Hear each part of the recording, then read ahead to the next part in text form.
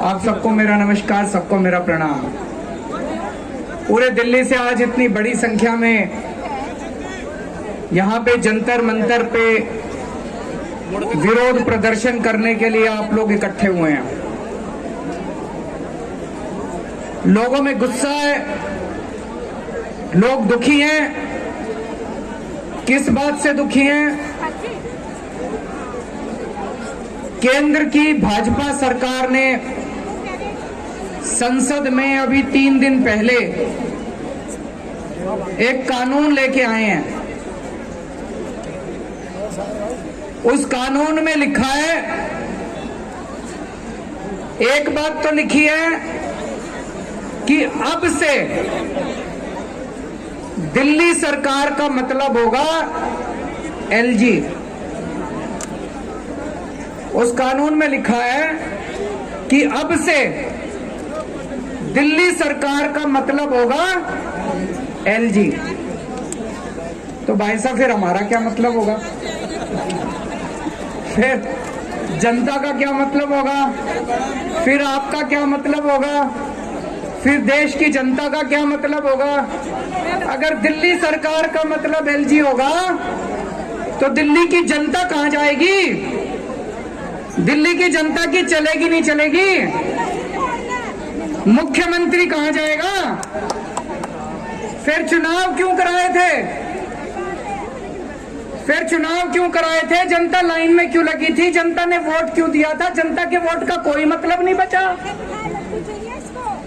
जनता के चुनाव का कोई मतलब नहीं बचा। जनता की सरकार का कोई मतलब नहीं बचा।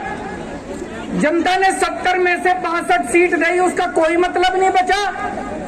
अगर दिल्ली सरकार का मतलब एलजी होगा तो फिर तो जनता के साथ तो धोखा हो गया भाई साहब, ये तो गलत हो गया।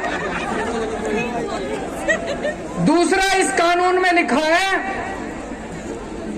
कि अब सारी फाइलें दिल्ली सरकार की सारी फाइलें एलजी के पास जाया करेंगे। भाई साहब, जब हमारी सरकार बनी थी सारी फाइलें एलजी के पास जाया करती थी।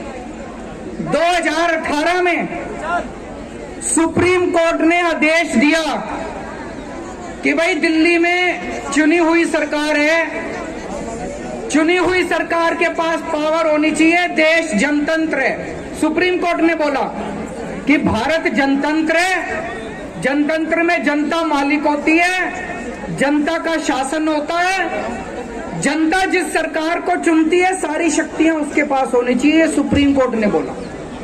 सुप्रीम कोर्ट ने कहा कि कोई भी फाइल एलजी के पास अब नहीं जाया करेगी। ये मैं नहीं कह रहा भाई साहब, ऑर्डर में लिखा हुआ है, सुप्रीम कोर्ट में लिखा है, ऑर्डर में लिखा है कोई फाइल एलजी के पास नहीं जाया करेगी। अब इन्होंने कानून में लिख दिया सारी फाइलें एलजी के पास जाया करेगी। तो भाई साहब, ये जनता को नहीं मानते, ये सुप्रीम कोर्ट को नहीं मानते, ये जनतंत्र को नहीं मानते, ये संविधान को नहीं मानते। ये तो गलत बात है। गलत बात है नहीं है?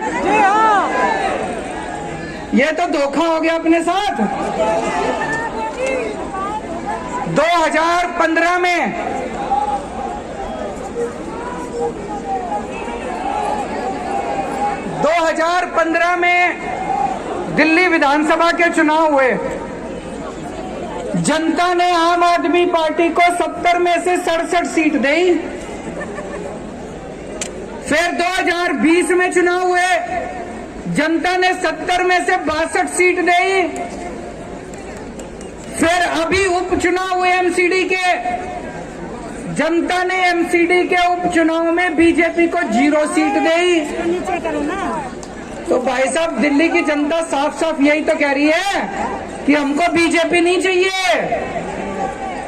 हमको आम आदमी पार्टी चाहिए। कह रही है नहीं कह रही है कि हमको बीजेपी नहीं चाहिए, हमको आम आदमी पार्टी चाहिए। लेकिन भाई साहब, ये चोरी छिपे, ये बदमाशी करके दिल्ली के ऊपर राज करना चाहते हैं। वो कहते हैं ना, एक छोटा बच्चा मैच खेल रहा था, क्रिकेट मैच हार गया, तो उसके बाद क्रिकेट का बल्ला और बॉल लेके दोनों लेके भाग गया। ऐसे ही हार रहे, एक के बाद एक चुनाव हारते जा रहे हैं, लेकिन ये इस तरह से बदमाशी करके दिल्ली के ऊपर राज करना चाहते हैं, जनता का राज खत्म करना चाहते हैं। ये इनका एक तरह से इनका ये पूरे देश के अंदर यही कर रहे हैं। चुनाव कराते हैं, अगर चुनाव में हार जाएं तो दूसरी पार्टियों के एमएलए खरीद लेते हैं और वहां पे सरकार गिरा देते हैं। करते नहीं करते पूरे देश के अंदर? दिल्ली के अंदर आम आदमी पार्टी के ये जितने एमएलए बैठे हैं खरीदे नहीं जा रहे, ये बिक नहीं रहे। कोशिश तो बहुत करी इन्होंने, ये बिक नहीं रहे। तो ये दिल्ली के अंदर जब एमएलए नहीं बिक रहे तो इन्होंने ये कानून लाके दिल्ली के अंदर ये सत्ता खत्म करना चाहते हैं, जनता की सत्ता खत्म करना चाहते हैं। आज पूरे देश के अंदर इस बात की चर्चा हो रही है, दिल्ली के अंदर जो काम हो रहा है, दिल्ली के अंदर शिक्षा के अंदर इतना अच्छा काम हो रहा है नहीं हो रहा है? सरकारी स्कूलों की काया पलट हो गई, प्राइवेट स्कूलों की फीस नहीं बढ़ने दी। इतने शानदार काम दिल्ली के स्कूलों में हो रहे हैं। ये कानून शिक्षा के अच्छे कामों को बंद करने के लिए बनाया गया है। वो नहीं चाहते कि दिल्ली के अंदर अच्छा काम करती रहे आम आदमी पार्टी, क्योंकि दिल्ली के अंदर अच्छा काम हो रहा है तो इनको सूरत के अंदर इनको तकलीफ हो रही है, कर्नाटक के अंदर इनको तकलीफ हो रही है। देश के अंदर जहां जहां भी पंचायतों के और नगर निगम के चुनाव हो रहे हैं, आम आदमी पार्टी की धीरे धीरे सीटें आनी चालू हो गई। अब उत्तर प्रदेश के अंदर लोग कह रहे हैं कि हमें भी फ्री बिजली चाहिए, गुजरात के अंदर लोग कह रहे हैं हमें भी फ्री बिजली चाहिए। अब हिमाचल प्रदेश के अंदर, पंजाब के अंदर, हरियाणा के अंदर हर जगह लोग कह रहे हैं हमें भी फ्री बिजली चाहिए। मैं इनसे कहना चाहता हूं कि दिल्ली के अंदर अच्छा काम हो रहा है, इस अच्छे काम को नहीं रोकना चाहिए, गलत बात है। तुम भी अच्छा काम करके दिखाओ, कंपटीशन तो अच्छे काम का होना चाहिए।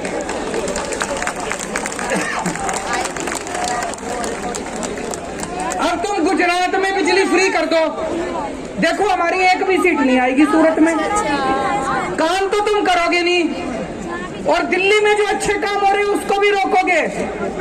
ये तो गलत बात है, गलत बात है नहीं है? अगर तुमने वोट चाहिए, तुमको वोट चाहिए, तुम भी अच्छे काम करो। जैसे दिल्ली में आम आदमी पार्टी अच्छे काम कर रही है, तुम भी दूसरी जगह अच्छे काम करो, तुमको भी वोट देंगे लोग। तुम तो करोगे गुंडागर्दी, और दिल्ली में जो अच्छे काम हो रहे हैं वो भी रोकोगे। मैं आपसे पूछना चाहता हूं, असली देशभक्ति क्या होती है?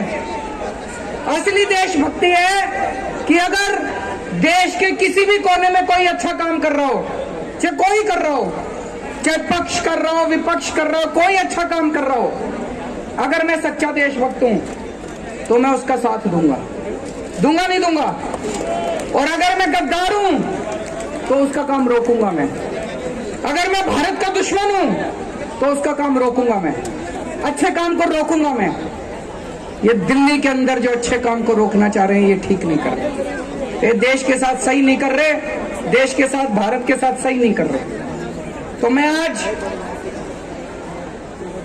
दिल्ली की जनता की तरफ से, भारत की जनता की तरफ से केंद्र सरकार को अपील करना चाहता हूं कि आज इतने लोग यहां इकट्ठे हुए हैं, ये तो फिर भी थोड़े ही आए हैं। इससे ये मत आकिए दिल्ली के एक एक आदमी के दिल में। मैं देख रहा था 3-4 दिन से ये टीवी चैनल वाले सारे सर्वे चला रहे हैं, 90% लोग दिल्ली के कह रहे हैं गलत कर रही है केंद्र सरकार। सर्वे में भी आ रहा है। मैंने देखा कुछ पत्रकार सड़क के ऊपर अपना कैमरा लेके घूम रहे थे, सबसे पूछ रहे थे हाँ भाई दिल्ली सरकार किसको चलानी चाहिए, केजरीवाल को चलानी चाहिए कि केंद्र सरकार को? 90% लोग कह रहे थे कि केजरीवाल को चलानी चाहिए, हमने उसको चुना। तो मैं केंद्र सरकार को अपील करना चाहता हूं कि अभी भी इस कानून को वापस ले लो। अभी ये कानून वापस नहीं हुआ, इस कानून को वापस ले लो। जनता की ताकत को मत छीनो, जनता के साथ धोखा मत करो। 1947 में आजाद हुआ था देश, 75 साल हो गए। आज देश अपनी आजादी के 75 साल मना रहा है। इस 75 साल में तुम यही करोगे, इस 75 साल में यही तोहफा दोगे देश को? भगत सिंह फांसी पे क्यों चढ़ा थे? चंद्रशेखर आजाद, भगत सिंह, राजगुरु, अशफाक उल्लाह खान, सुभाष चंद्र बोस, बाबा साहब अंबेडकर, उन लोगों ने क्यों कुर्बानी दी थी? उन लोगों ने कुर्बानी दी थी, अंग्रेज जाएंगे, भारत में जनतंत्र होगा, जनता सरकार चुनेगी, वो सरकार जनता के लिए काम करेगी। उन्होंने ये थोड़ी सोचा था आजादी के 75 साल के बाद एक ऐसी सरकार आएगी कि जनता के सारे अधिकार छीन लेगी। तो मैं केंद्र सरकार से अपील करना चाहता हूं कि आजादी के 75 साल के अंदर इस किस्म के काली हरकत मत करो, इस किस्म की गंदी हरकत मत करो, देश के साथ इस किस्म का धोखा मत करो। और मैं दिल्ली की जनता को भरोसा देना चाहता हूं,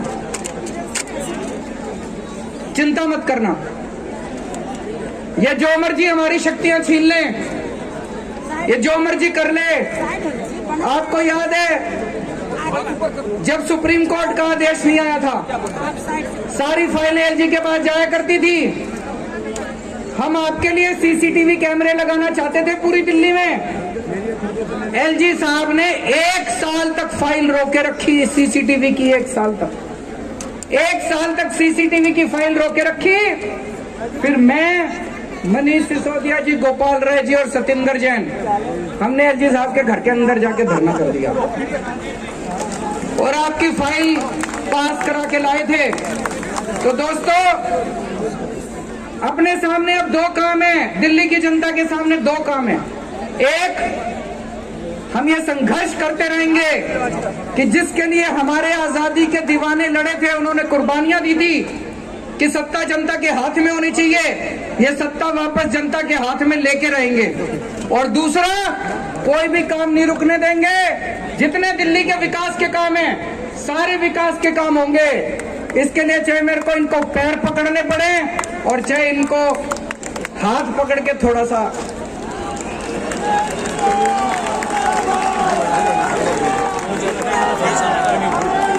काम नहीं रुकने दूंगा, आपके सारे काम होंगे। दिल्ली की जनता के लिए कुछ भी करेंगे, चाहे पैर पकड़ने पड़े, गिड़गिड़ाना पड़े, चाहे कुछ भी करना पड़े, सब करेंगे। आपके काम नहीं रुकने देंगे। लेकिन जो इन्होंने जनता की ताकत छीनी है, वो वाली ताकत भी वापस लेके रहेंगे। भारत माता की।